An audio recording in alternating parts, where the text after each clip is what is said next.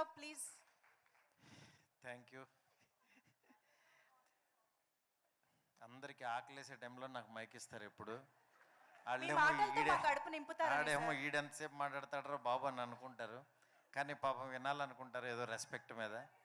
నా డైలాగ్ మీరు వినలేదు. ఏంటి? మీ మాటలతో మా కడుపు నింపుతారని.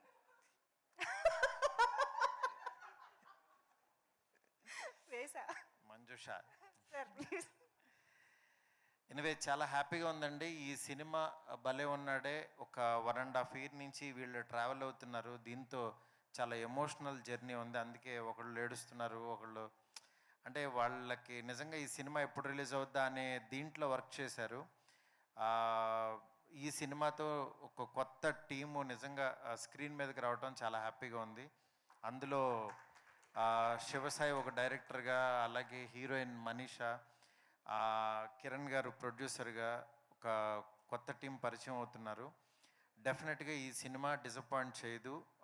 ఎందుకంటే ఎప్పుడో ఒక ర్యాండమ్గా వచ్చిన ఒక థాట్ తనకి చెప్తే తన స్టైల్లోకి తను మార్చుకుని రాసుకుని ఈ సినిమా తీశాడు. శివసాయి నిజంగా చాలా, ఎందుకంటే చాలా పెక్యులర్ మనిషి.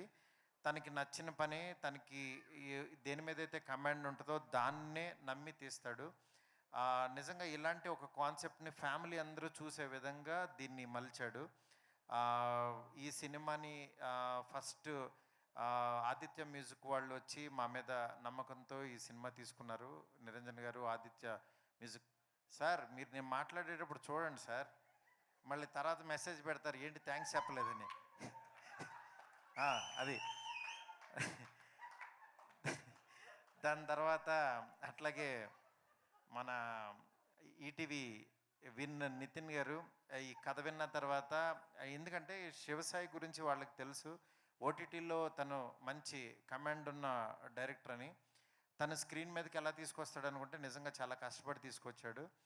అట్లాగే ఈ సినిమాని ఎక్కడా కాంప్రమైజ్ అవ్వకుండా నిజంగా ఎంత ఇదైనా సరే కష్టపడి తీసిన రవికిరణ్ ఆర్ట్స్ రవి గారు, అట్లాగే కిరణ్ గారు ప్రొడ్యూసర్స్ ఇద్దరూ కూడా చాలా బాగా చేశారు. ఈ సినిమా నేను నిజంగా టైం అంటే జస్ట్ సలహాలు ఇచ్చి ఇట్లా ఇట్లా చేయండి అని చెప్పాను, కానీ మొత్తం కష్టపడిందంతా టీమే. దీంట్లో మెయిన్ వన్ మ్యాన్ షో లాగా మా గోవిందరాజు గారు భుజం మీద వేసుకుని అందరిని మోటివేట్ చేసుకుంటూ చాలా కష్టపడి ఈ సినిమా నమ్మి వెళ్ళాడు. గోవిందరాజు గారు ఎక్కడా సార్? మీతో నా జర్నీ ఎప్పటికీ అలా ఉంటుంది సార్.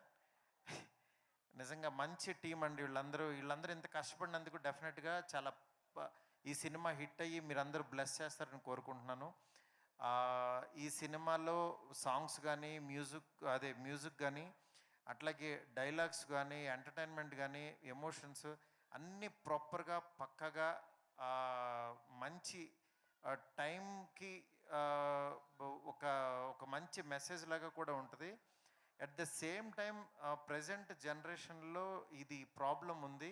ఈ ప్రాబ్లమ్ని చాలా ఫ్యామిలీ అందరూ చూసే విధంగా తిను నిజంగా బాగా చేశాడు.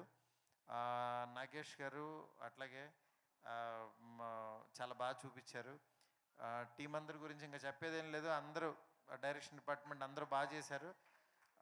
ఆడియన్స్ అందరికీ చాలా చాలా థ్యాంక్స్ చెప్తున్నాను. ఎందుకంటే ఇలాంటి సినిమాని ఎంకరేజ్ చేయండి. ఎంకరేజ్ చేస్తేనే ఒక కొత్త టీం ఇది ఉంటుంది. ఎందుకంటే నాలంటోడు ఎవడో ఒకళ్ళు యాక్చువల్గా ఇలాంటి టీంని కొంచెం ముందుకు పంపిస్తూ ఉంటే డెఫినెట్గా మీరు నేను ఈ రోజులలో ఎలా వచ్చానో అట్లా ఈ టీం కూడా రావాలని చెప్పి మనస్ఫూర్తిగా కోరుకుంటున్నాను.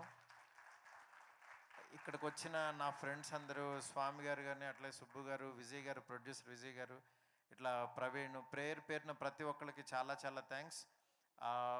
ఈ సినిమా ఇంకా చూడండి, రేపు ప్రీమియర్ పెడుతున్నారు. ఉందా? ఓకే, ఉందంట. నాకు కూడా చెప్పలేదు, ఎందుకంటే నేను చాలా షూటింగ్లో చాలా బిజీగా ఉన్నాను, అందుకని యాక్చువల్గా వీళ్ళే చేస్తున్నారు. రేపు ప్రీమియర్స్ ఉంటే అట్లాగే ఎల్లుండ సినిమా రిలీజ్ అవుతుంది 13th. ఫ్యామిలీస్తో వెళ్ళి చూడండి. పాపం రాజు పాపం రాజేం కాదు, అంటే సినిమాల్లో ఎన్ని ట్విస్టులు ఉన్నాయో నిజ జీవితంలో కూడా అన్నీ ఉన్నాయి.